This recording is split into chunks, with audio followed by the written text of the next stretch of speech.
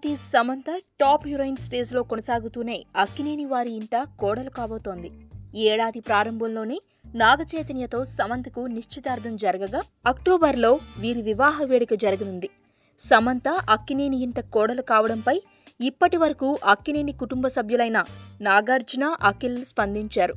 కానీ నాగ్ భార్య అయిన అమల నుంచి ప్రతిస్పందన తెలియలేదు.